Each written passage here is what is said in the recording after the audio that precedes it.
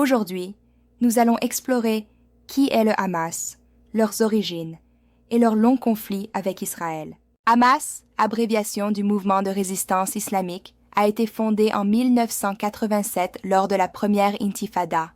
Il a émergé des frères musulmans, combinant activités politiques, sociales et militaires. Hamas n'est pas seulement un groupe militant. Il gère également des œuvres caritatives, des écoles et des hôpitaux. En 2006, Hamas a remporté les élections palestiniennes et en 2007, il contrôlait la bande de Gaza, où il gouverne encore aujourd'hui. Hamas possède également une branche armée, les brigades Izz ad-Din al-Qassam. Depuis la fin des années 1980, Hamas et Israël se sont affrontés à plusieurs reprises. Dans les années 1990 et au début des années 2000, Hamas a mené des attentats suicides lors de la seconde intifada. Après 2007, les affrontements avec Israël se sont transformés en guerres plus importantes, notamment en 2008, 2012, 2014 et lors d'escalades ultérieures. Ces guerres impliquaient souvent des frappes aériennes israéliennes et des tirs de roquettes de Hamas, causant de lourdes souffrances civiles des deux côtés. Les différents fondamentaux restent. Le blocus de Gaza, que Israël affirme être pour la sécurité, mais que les Palestiniens considèrent comme une punition collective. Hamas rejette le droit d'Israël à exister, tandis qu'Israël qualifie Hamas d'organisation terroriste.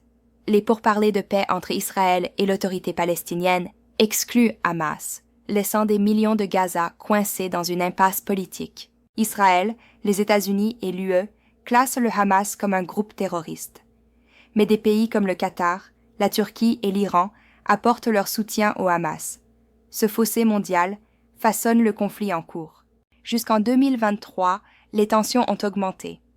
Gaza sous blocus depuis 2007, laissant 2 millions de personnes piégées dans la pauvreté. La violence a intensifié en Cisjordanie alors que les colonies israéliennes s'étendaient. Des affrontements à la mosquée Al-Aqsa de Jérusalem ont alimenté la colère palestinienne. En même temps, Israël poursuivait la normalisation avec les États arabes, ce que le Hamas s'opposait. Le 7 octobre 2023, le Hamas a lancé une attaque surprise. Des milliers de roquettes ont été tirées et des combattants ont traversé en Israël par terre, mer et air.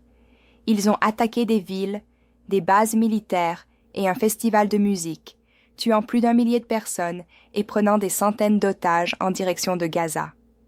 C'était le jour le plus meurtrier pour Israël depuis des décennies. L'attaque a stupéfié le monde et a déclenché une nouvelle guerre à Gaza. Pour le Hamas, c'était présenté comme une résistance. Pour Israël, c'était du terrorisme à une échelle sans précédent. Le cycle de violence entre le Hamas et Israël se poursuit, avec les civils payant le prix le plus élevé. Que cherchait à atteindre le Hamas le 7 octobre? L'attaque n'était pas aléatoire. Elle avait des objectifs clairs, à la fois politiques et militaires. Tout d'abord, le Hamas voulait briser le statu quo à Gaza. Après plus de 15 ans de blocus, la vie était marquée par la pauvreté, le chômage et les restrictions. Le Hamas voulait montrer qu'il pouvait encore riposter. Deuxièmement, le Hamas voulait réaffirmer son leadership parmi les Palestiniens. L'autorité palestinienne en Cisjordanie avait perdu sa crédibilité. Le Hamas voulait prouver qu'il était le véritable défenseur des droits palestiniens et de la mosquée Al-Aqsa à Jérusalem. Troisièmement, le Hamas visait à déstabiliser les liens croissants d'Israël avec les pays arabes, y compris l'Arabie saoudite. En déclenchant la guerre, le Hamas a ramené la question palestinienne au centre de la politique régionale. Hamas voulait également choquer le système de sécurité d'Israël. En franchissant ses frontières avec des roquettes, des tunnels et même des parapentes, Hamas a montré que les défenses d'Israël pouvaient être brisées. Un autre objectif était la capture d'otages. Hamas espérait les échanger contre des milliers de prisonniers palestiniens détenus dans des prisons israéliennes. Et enfin, le Hamas voulait attirer l'attention mondiale. L'ampleur de l'attaque du 7 octobre a garanti des gros titres dans le monde entier, obligeant le monde à se concentrer à nouveau sur Gaza et la Palestine. En résumé, le Hamas tentait de briser son isolement, de reprendre le leadership, de bloquer les accords régionaux d'Israël et de forcer le monde à prêter attention à Gaza, quel que soit le coût. Les experts pensent que oui. Hamas s'attendait à une réplique, frappe aérienne, raid, peut-être même une opération terrestre limitée. Mais ce qui a suivi a été bien plus important qu'il ne l'avait probablement imaginé. L'une des plus grandes et longues campagnes militaires de l'histoire de Gaza, Hamas. Hamas a également mal jugé les réactions internationales. Ils ont peut-être cru que la pression mondiale limiterait rapidement Israël. Au lieu de cela, de nombreux gouvernements occidentaux ont d'abord fortement soutenu Israël, lui laissant l'espace pour étendre sa campagne. Hamas. Hamas a placé une confiance énorme dans les tactiques de surprise, roquettes, tunnels et combattants franchissant la frontière israélienne. Mais si l'attaque a choqué Israël, elle a aussi uni le pays d'une manière que Hamas n'avait peut-être pas anticipée. Hamas croyait que prendre des otages dissuaderait Israël d'une escalade massive. Au lieu de cela, Israël a poursuivi sa campagne tout en négociant la libération des otages en même temps. En résumé, Hamas a réussi le choc qu'il voulait le 7 octobre.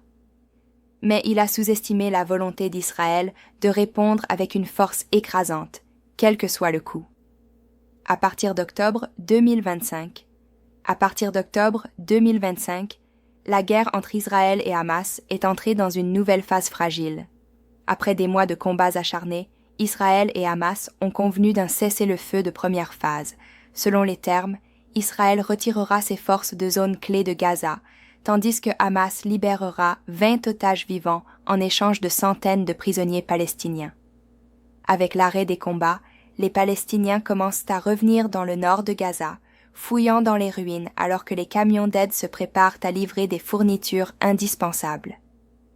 Cela fait suite à certaines des plus grandes campagnes militaires d'Israël dans l'histoire de Gaza, y compris des offensives à Gazaville, Khan Yunis et Beit Hanoun, qui ont laissé des quartiers entiers dévastés. La surveillance internationale a commencé, avec environ 200 soldats américains maintenant en Israël, pour aider à superviser le cessez-le-feu, bien qu'aucun ne pénètre dans Gaza elle-même. Pourtant, l'avenir reste incertain. Les questions concernant les armes du Hamas, la gouvernance de Gaza et la sécurité à long terme d'Israël restent sans réponse. En même temps, les tensions avec le Hezbollah au Liban restent élevées, alors qu'Israël continue ses frappes dans le nord. En résumé, la guerre a été mise en pause, mais le conflit est loin d'être terminé. Gaza subit d'immenses destructions, Israël reste en alerte maximale, et le monde observe pour voir si la paix pourra vraiment s'installer.